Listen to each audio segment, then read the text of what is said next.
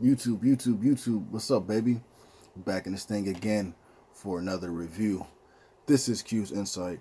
I am Callie, and today we're going to be talking about Obi-Wan Kenobi Episode 6, entitled Part 6. So we're on the season finale for Season 1 for Obi-Wan Kenobi. This may be it for all eternity, or we may be coming back with a Season 2. We'll have to see how the creators decide to do things, right? Now, if you've been to the channel before, you already know how we do it. We started off with the premise, 3 favorite scenes, the grade, and then we on to the next one, right? And I don't even remember if I said this is Q's Insight and I'm Callie, but I'm saying it again. If it's twice, it's twice. If it's one time, it's one time. But anyways, in episode 6, entitled Part 6 for the Obi-Wan Kenobi series.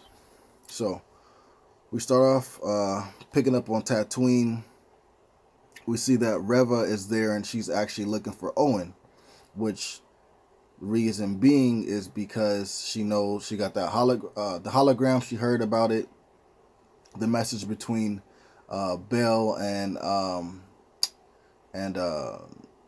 Kenobi. So she knows that, on this planet, one of Vader's offsprings is there. Well, she's coming to try to kill him. You know what I'm saying? So then from there we see that Vader's ship actually catches up to Obi-Wan's ship with all the people on it, and Vader has, his men shooting at the ship, so they can only last for so much longer, and they need time to be able to fix the hyperdrive so that way they can go, ludicrous speed type stuff. You know what I'm saying? And like I said, Roken is trying to do it, but he needs more time. And then from there we go back to Reva and Tatooine, and she ends up asking one of the townspeoples, about Owen, and so she's trying to get to Owen, the farm, and to Luke. So she's getting closer and closer. And then we see Obi is actually decided to try to buy, this ship full of people that are, can surely die sometime by going to, distract Vader. And so that's what he does. Owen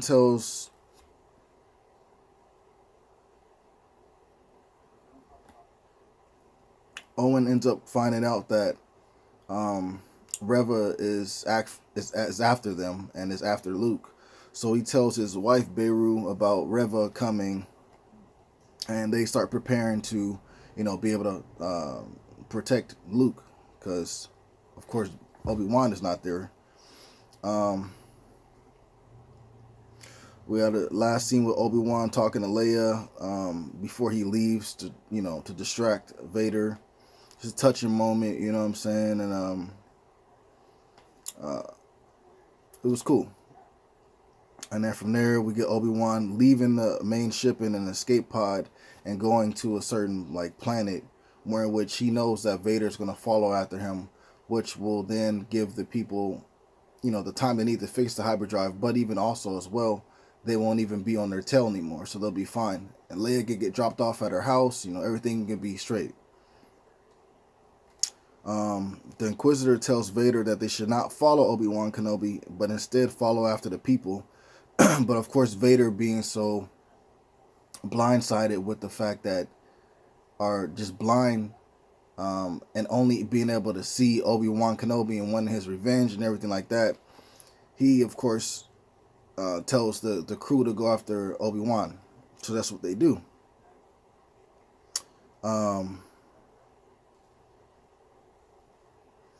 And then we get Owen telling Luke to hide because,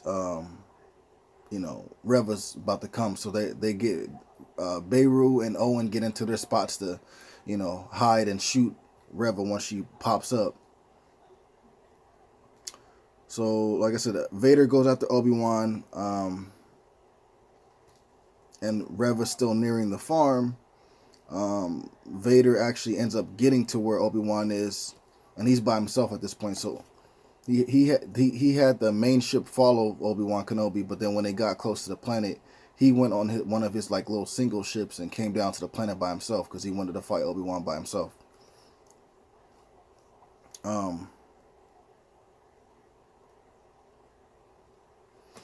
So then Vader and Obi-Wan start dueling. You know what I'm saying? They start fighting. Owen and Beru starts fighting Reva as well. And then we got Vader and Obi-Wan continuing to fight. And it gets to this point where Vader kind of gets the upper hand and he actually buries Obi-Wan Kenobi under some rocks. And you're like, oh, well, you know, how is he going to get out of here? You know what I'm saying? And then we jump to Reva and she beats Owen and Beru. She doesn't kill them, but she beats them. So now it's just Luke running by himself, trying to get away from Reva, and of course Reva's still coming after him. And then from there we see that Obi-Wan actually does get out of the pile of rocks, and continues to go after Vader. And then Vader and him continue to fight. Obi-Wan ends up beating Vader like pretty badly to the point where he could have killed him. And they have like this deep talk, bro, like a deep talk. And Vader wants to continue to fight after the talk, but Obi-Wan leaves because Obi-Wan could have beat Vader right there and then, but he's feeling heartbroken and mentally hurt because that was his brother. And you know, you never want to see your brother fall, and you never want to make your brother fall by your own hands. So he actually just leaves and Vader alive. So it was crazy how that went. And then we get Reva. She catches up to Luke. She ends up using the Force. He ends up getting knocked out because he lands on this rock and then she's about to, you know, smite him down, but she can't because all she sees is that she's becoming Vader. She's doing what Vader did to all she sees is that she's becoming Anakin. She's doing what Anakin did to her and her friends, and you know how can she really go down that path? You know what I'm saying?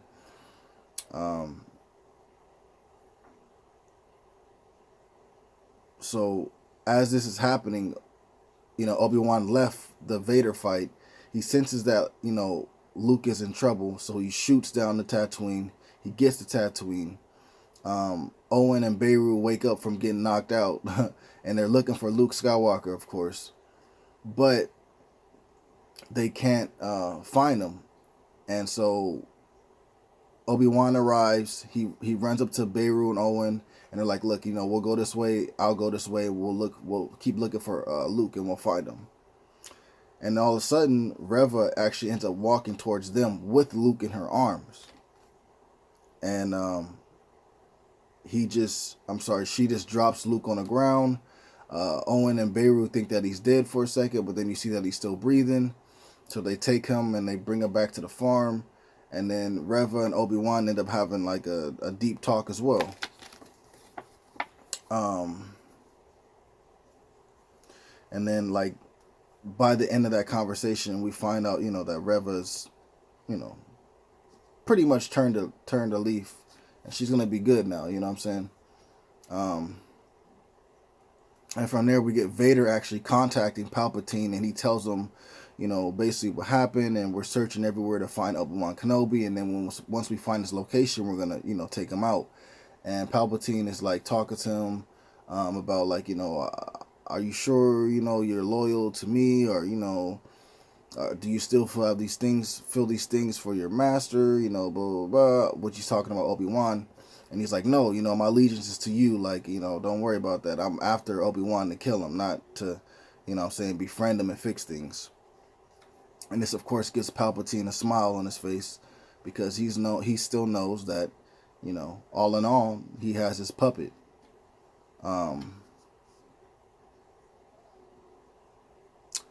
So then we see that Leia's actually gotten back home safe, and Obi-Wan actually comes to visit her, and he brings back Lola, which is her robot. She accidentally gave him Lola because it's conversations they had earlier in the episode. And so it's only right that, he's safe, so he comes back to see her, but also he brings her back Lola. Um,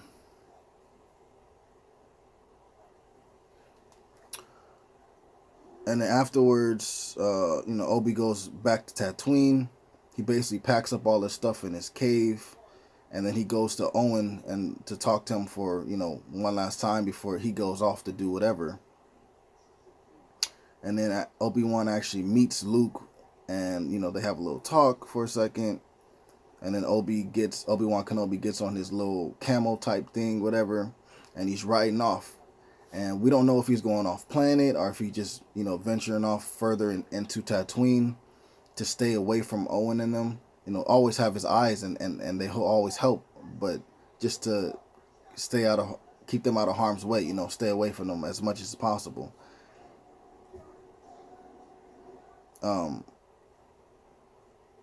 And then from there we see Obi-Wan, riding off into the sunset, but we notice that Qui-Gon Jinn appears and talks to Obi-Wan Kenobi as a Force ghost, and he's like, we got a lot of work to do, whatever it may be. And then, Obi-Wan rides off, and basically Qui-Gon Jinn kind of walks off with him as well as a Force ghost. So that's how they leave it. So we'll have to see where this season, if there is another season, where they go with it, or if this is it, then this is it. You know what I'm saying? But that's the premise of the episode. 3 of my favorite scenes would be Obi-Wan versus Vader, man. That was like, the fighting was great. Also, Obi-Wan slicing Vader's like helmet in half, and then you seeing Anakin's face, and he's having a conversation with Obi-Wan Kenobi, and part of the times when Anakin would speak, you can hear Anakin's regular voice, and then it would switch back to the Vader voice. That was crazy. Obi-Wan feeling so bad and everything, saying, like, actually, well, yeah, we'll do it like that. Obi-Wan feeling so bad and everything like that, and saying, I'm sorry for everything that happened, and then, I'm sorry for what I, made you. And then Vader in return, / Anakin, saying, you didn't do this, I did this to myself. Like, that was crazy, man. Like, it was a crazy moment. Now, that would be my first favorite scene, but I actually took 2 things and put them together. The first thing was supposed to be Obi-Wan versus Vader. My third favorite scene would have been Obi-Wan and talking with Vader / Anakin after, once he sliced his helmet. So let's just say that the Obi-Wan versus Vader, the fighting, that was the first scene. Let's say the second scene would be Obi-Wan, talking to Vader after he's damaged Vader so badly. And then my third favorite scene will be Reva versus Beru and Owen. You know what I'm saying? Seeing an injured Reva, going after Luke and Owen and Beru, but also, just seeing the love that Beru and Owen have for Luke, just as regular, human beings. They were going to do whatever they had to do to, prevent this Jedi, this per se Jedi / Inquisitor, from doing harms to, their per se son. You know what I'm saying? So that, that was really cool to see. So yeah, that'll be 3 of my favorite scenes. The grade for this, man, of course, is going to be a 10 out of 10. Probably my favorite episode out of this whole season. Yeah, man. So that's it for right now. Hopefully we get another season and they can make it better, you know what I'm saying? Because not every episode was where it was at.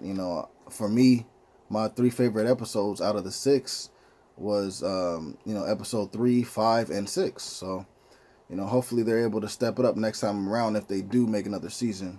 But again, 10 out of 10 for this episode. That's the season finale. Gave you my 3 favorite scenes. If you guys saw this episode, let me know what you guys thought about it in the comments down below. What were some of your favorite scenes? What were some of your favorite episodes of the season? Would you like to see a season 2, or do you think the season 1 is good enough where it's at?